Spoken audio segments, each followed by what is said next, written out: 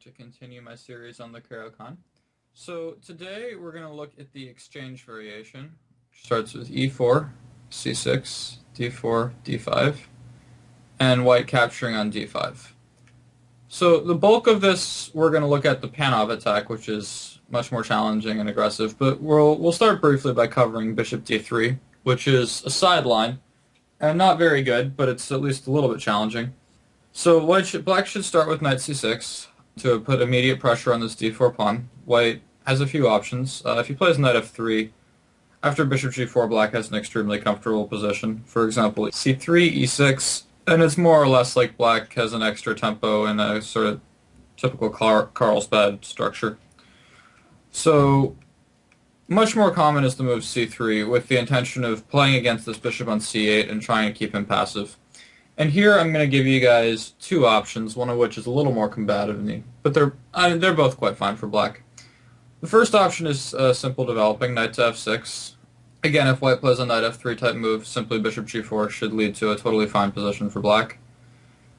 So what white's normally doing now is playing the move bishop f4, trying to get his pieces out, and then after bishop g4, which I'd recommend to try to get your bishop outside of the pawn chain before playing e6, white's playing queen b3 and trying to immediately take advantage of the fact that black is leaving his queen side unattended.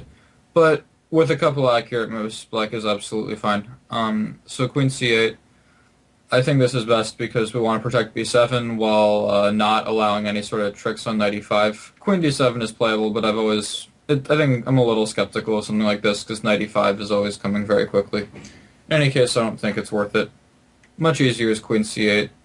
And now they're playing knight d2, e6, knight f3, bishop e7, and now something like castles. And here, I think this is one sort of important moment. I would say that black should play the move bishop to h5 directly now.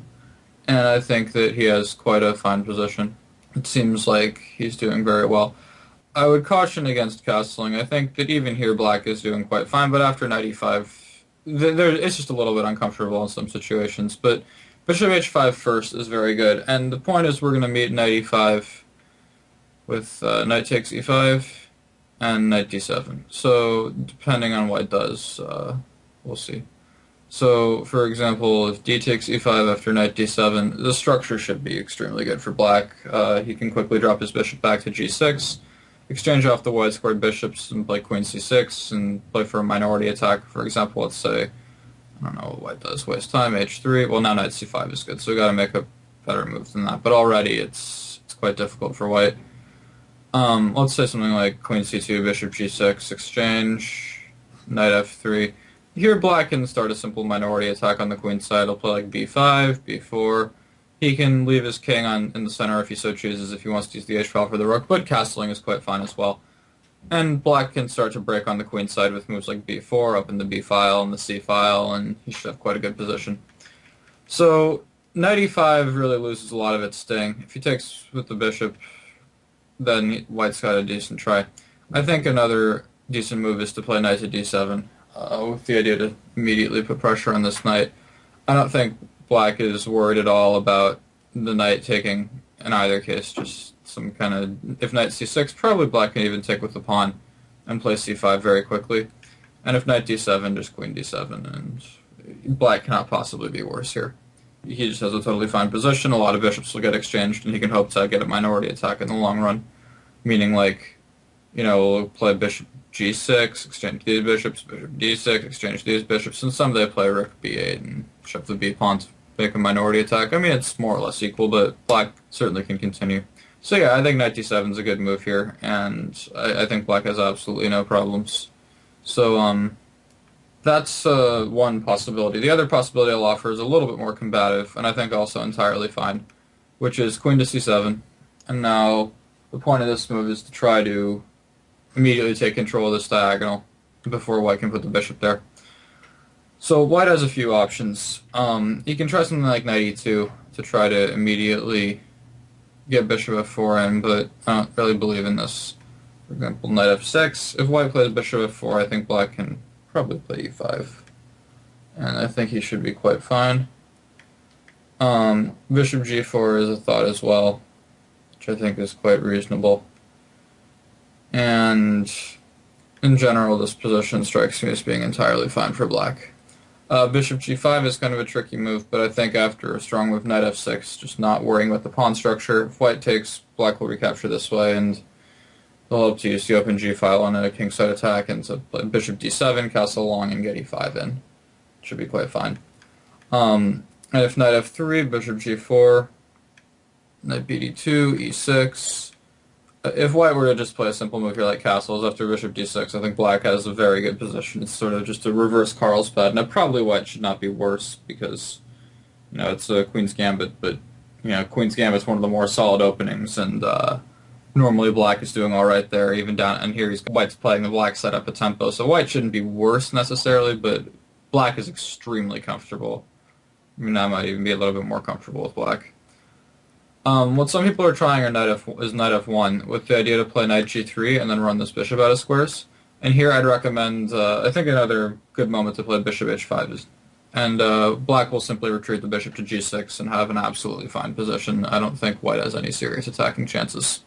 So anyhow, that's sort of, this is not critical at all, this bishop d3 stuff, but if you don't know what you're doing and someone hits you with an annoying sideline, it can be a little awkward to deal with over the board. So hopefully this gives a reasonable impression of how black can defend, and just remember this bishop h5 move often you want to make before it seems necessary. It's a good prophylactic idea to bring the bishop around to g6, and in both the variations I presented, I believe black is absolutely fine, and the results that he showed reflect that this opinion is correct. In any case, I think we should move on to the Panov attack, which starts with c4. And this is leading to a much more complicated game. Starts now. White's trying to get a typical isolated queen pawn position, and I know a lot of people disagree with me, but I think that in general I don't like playing isolated queen pawn positions where the white square bishop is inside the pawn chain. So after the normal main line, knight f6, knight c3, a lot of people are playing e6 here, but this isn't quite to my taste. I think that white has chances to get an attack here. I don't know all the exact moves. It's some knight f3, and the take queen c2, and it's some castle, bishop d3, bishop e7, a3, it's something like this, I don't know exactly.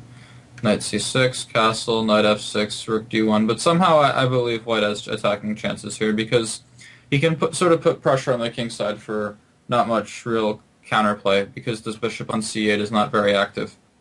If that bishop were to migrate to g4 and then again drop around to g6 at some point, black would be absolutely fine, probably a bit better from the isolated pawn. So I'm going to recommend we try to implement a strategy where black delays playing e6 so that he can try to develop the white square bishop. So it starts off by playing knight c6. And now white has two main options here, bishop g5 and knight to f3. So with bishop g5, I believe black should capture on c4. And he's going to sort of go pawn hunting. So white has a few options. If he plays d5, which is the most aggressive, black should play knight e5, and then after queen d4, actually knight f3 is feasible as well. Grandmaster Alex Onashuk played this against me once, but after bishop g4, I think white's best move is to take on c4, and now knight c4, queen a4 check, queen d7, queen c4, and white's a bit ahead in development here, so black has to be careful. But I do think that he has a quite good position if he reacts properly. So I think the best move is to capture on f3, and then play rook to c8, and see where the white queen wants to go. So let's say the queen goes like d4. I'm going to recommend playing h6.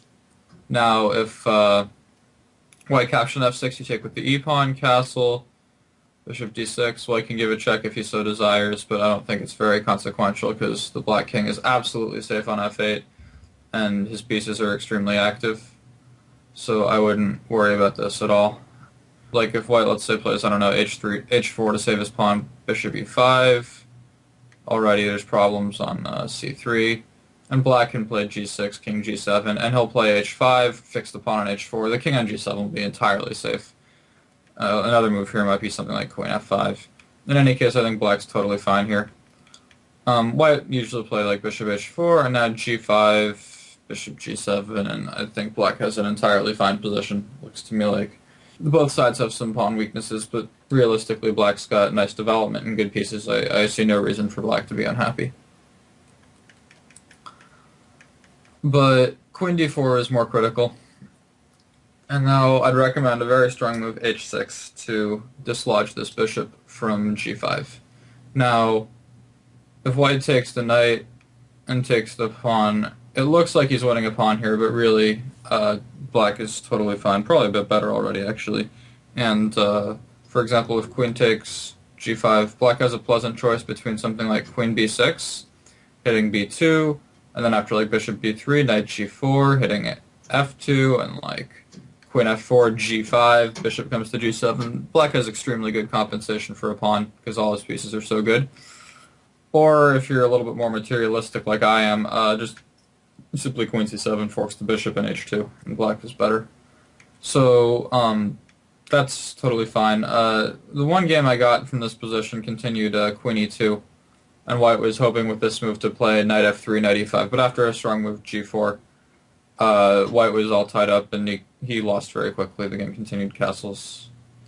Rook c8, king d1, queen b6, king a1, g6, and alright, with the bishop coming to g7 and the long diagonal becoming a problem, well, white did not survive very long. So that's not really an issue. Much more critical is a move like bishop to f4, knight to g6. And now some people are capturing on c4 here, but personally I believe that after knight takes f4 and g5, black will quickly play bishop g7, castle, and he's got the two bishops. In particular, his dark square bishop is extremely good, and he has excellent control over the dark squares, while white still has the isolated queen pawn. I would be lying to you if I said that black is just much better here, because his kingside is a little tender, but I do think that he has at least comfortable equality.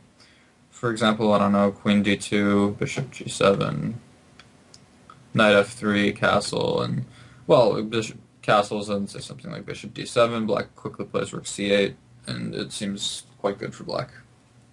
So that's not really an issue. Much more aggressive is the move bishop to g3, and now white's hoping to play bishop takes c4 and maintain its development and space advantage, but black should be ready for a fight. Starting with e6, okay, so bishop takes c4 is met by e takes d5, and black has a good position. For example, knight takes d5 already is embarrassing because bishop b4 check, and, well, white's worse. So normally white will try d6 here, and if white can maintain this blockade on the bishop on f8, if he can simply play bishop takes c4, castle long, I mean black's going to be stuck and more or less losing. So black has to sort of find a way to break this blockade. Luckily there is a way that exists, which is the sort of weird but strong knight e7, using the pin to the queen on d4 to try to reroute the knight to f5. And there are a lot of complications here. For example, there's like, I think, well, one common idea is like rook d1, knight f5, queen c4 takes, and now a lot of the time they might even just ignore that knight on g3 and play knight b5, and there's something like knight d5, and then it's like, I think rook d5 takes, knight c7, king here, and then it's like check on g4, I want to say, takes here, takes. And at the end of all this, white ended up with an extra piece, but his extra piece is the knight in the corner. He's going to promptly get trapped. Black plays like queen a5 check, I want to say. King d1, queen a4 check. Now king c1, I think, is losing somehow to bishop d6. But normally they're playing b3, and now queen g4 check. Exchange. And black quickly just bishop back, like let's say f3, bishop back to d7, black plays bishop d6 and recollects the knight on a8. So like, there's a lot of complications here, and to really show what's going on in this position after knight e7, first of all, by the way, this is a position that's only been played a few times, and after, basically black's been playing, like after rook d1, they've been playing knight to d5 every time, and after like bishop c4, bishop d6, it's always been equal. And that's fine if you want a sort of boring position, but I kind of like this whole knight f5 stuff with complete insanity. But that being said, to really delve into all the possibilities after rook d1, knight f5, and castle long knight f5 would probably take like a 10-part video series, so I'll just sort of leave it at that. But I will tell you that with all my investigation, I think black is doing well. In any case, let's move on to the more main moves. Bishop takes c4 is mainly played now, and I'm going to recommend the move h6 for black. So the point of this move is we're trying to dislodge this bishop on g5, and I think that black will have a fine position. If white captures on f6 after e takes f6, black is absolutely fine because his bishops are going to be active and he'll have good files for his rooks. It's almost not worth looking at. Something like knight f3, bishop d6. White probably should be concerned about bishop g4, so like castle, castle, and say like h3. If black can play bishop g4, it's possible white will simply lose some central pawns. So let's say h3, but just bishop f5, and I mean black's pieces are so active, and white has this slightly healthier pawn structure, but black can quickly put pressure on the d-pawn by like playing queen d7, rook d8. I see no reason at all for black to be unhappy. Some more critical are bishop moves. If bishop h4, queen takes d4 looks dangerous, but I've basically more or less worked it out to a forced draw. If anyone wants to see that, you can check out another video I did on my game with Mondiza, where I actually cited my game with Hess. But another more combative move is e6, and I think black is doing quite well here because this bishop on h4 is misplaced. Basically, I know I already said that you don't want this bishop on c8 inside the pawn chain, but the problem for white is that after something like knight f3, bishop e7, say like castles, and I don't know, like queen e2. Probably now already knight takes d4 is good for black, so white has to be a little careful. It's something like rook e1 is more natural. In b6, black will quickly put the bishop on b7. White's real problem is this bishop on h4 is misplaced. What he wants to do is respond to h6 by moving the bishop back to like e3, so that he can quickly organize queen d2 and some sacrifice. Because h6 is a weakening move in the sense that sacrifices could be coming, but it's very hard to actually sacrifice anything here, because there's no way to get to the h6 pawn. And as a result, I think black has a totally fine position. So that's one possibility. White also can retreat the bishop, but here I think black is quite fine again, starting with e6, and then let's say knight f3. And here I think it's important. Normally the bishop is best on e7, but in this case, because we've played h6, we're making more weaknesses. I'd recommend a slightly more ambitious setup with bishop to d6. And again, I showed this. This is exactly what happened in my game with Mondiza. And black's basic plan is to go like after castles, let's say. Castles and, I don't know, let's say like rook e1. Black will want to play the move knight to e7 and reroute this knight to f5, which will shut down this diagonal, which is really annoying. Protect h6, oftentimes threaten to exchange here, and he'll have the other diagonal here open for his bishops, and I think black has a quite fine position. But he does need to play this way, i.e. a little bit more ambitiously. Note that he's able to do this because white was never able to play bishop g5, because once it got kicked away, it could never come back. If the bishop could be on g5 here and take on f6 and butcher the pawns, there'd be problems.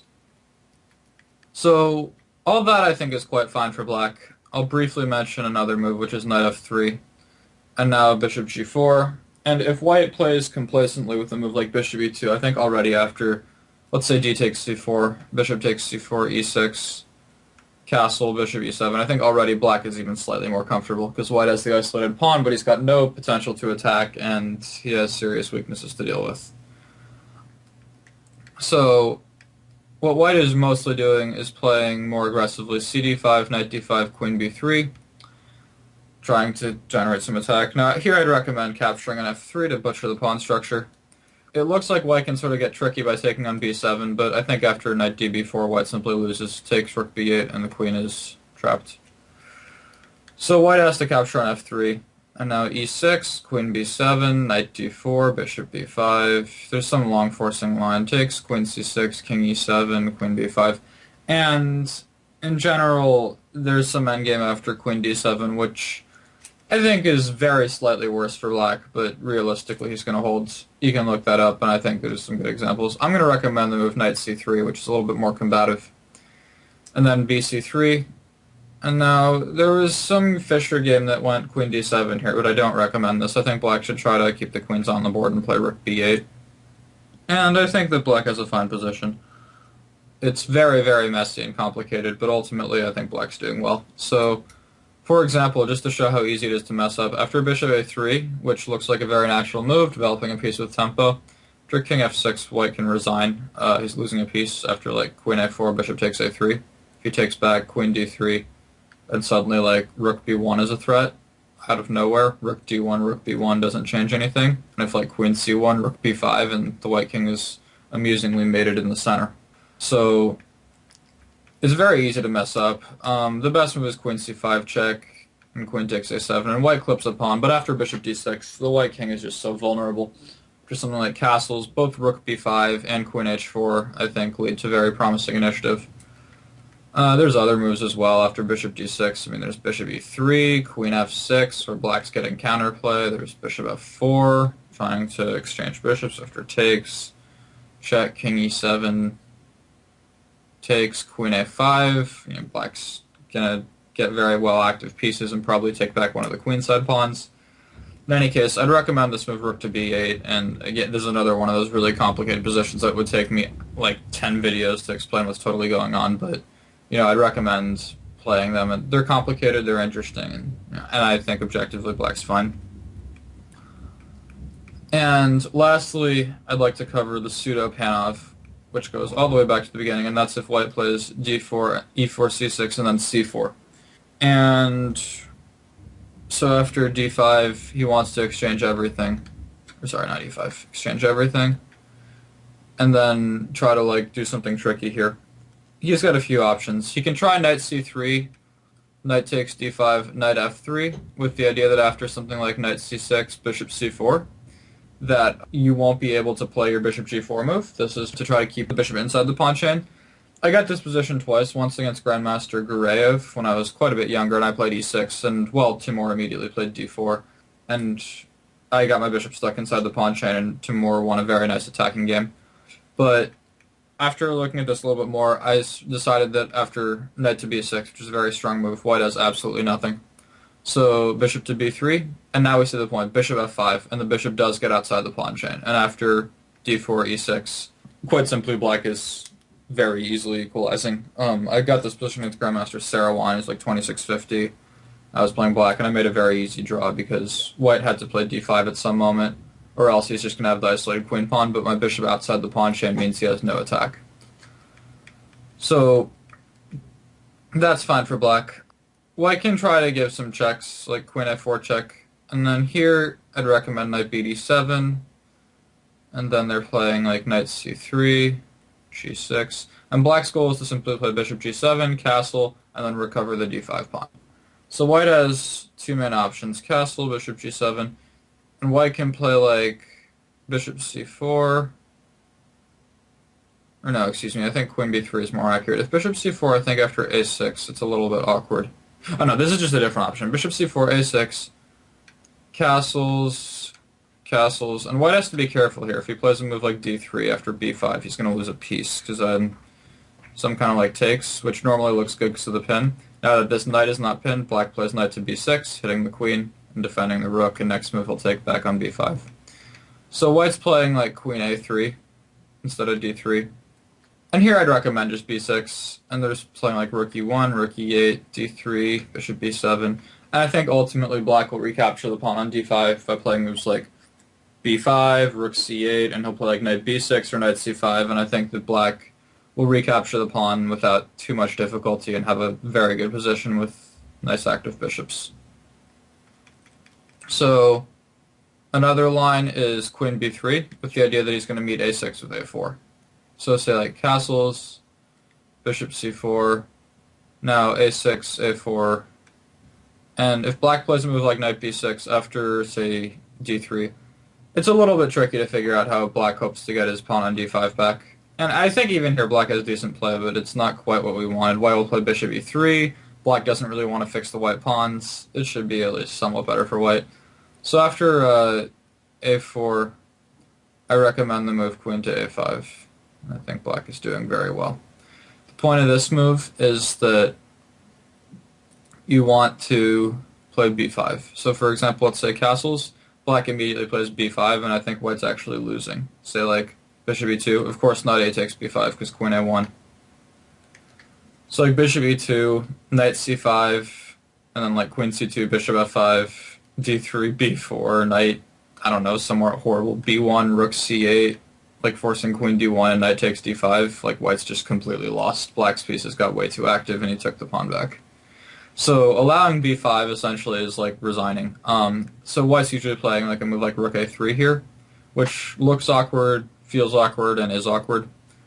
So black plays something like knight b6, castle, rook d8, and now white can play rook e1 and try to counterattack the e7 pawn, but I'm going to recommend you just give him that pawn. Say like knight takes c4, queen c4, knight d5, take, take. Despite being down a pawn, I think that black is better in this endgame because the white bishop on c1 is extremely bad, and the white pawns are easy to attack, and his pieces, particularly rook on a3, are just very silly. Black can play rook c8, rook c5, bishop c6. He's got very easy play, and I think that despite the extra pawn, white is actually slightly worse here. In any case, that covers queen a4 check. More common is, or another move is bishop to b5 check. And here again, I'd recommend knight b d7, and I think black's doing quite well. Like, for example, if white plays knight c3, black plays a6. If the bishop moves away after simply b5, black will play bishop b7, knight b6, and recollect the d5 pawn. So, and if white takes after a strong move, queen d7, and I think that you're simply going to take back the d5 pawn, and black will have a good position. Because if queen b3, which looks like it defends, after queen g4, black will forget the pawn and play for the initiative. After, like, king f1, let's say, black simply plays e6, and is like, alright, keep your pawn, but, you know, good luck defending this position. Note that queen b7 would be a bad move because black has a trick here, which is bishop d5, hitting the queen, and g2, and if white takes it, queen d1 is going to promptly end the game. So, yeah, queen d7 is a good move there. And then after a6, sometimes people are playing, like, queen a4, but after rook b8, bishop d7 is forced queen d7. I think black is absolutely fine. Again, white has to be concerned about the d5 pawn. So usually they exchange queens, and then I think they're playing like d4. And now strong move bishop f5. Black prepares rook d8 to recapture the pawn on d5, and he should be absolutely fine. In any case, this was sort of a very rapid-fire version of the Panov attack. I didn't really mean to go into any serious middle games here. I was just hoping that you can understand the opening and be able to play against the Panov, because really the Panov is not a try for an advantage at the very highest level. It's sort of a try to be tricky. And hopefully this will help you defang all the tricks. And I know it was a little rapid fire, so you might want to consider watching it a couple times. But in any case, that's all I got for today. And until next time, this is Sam Shankland signing off.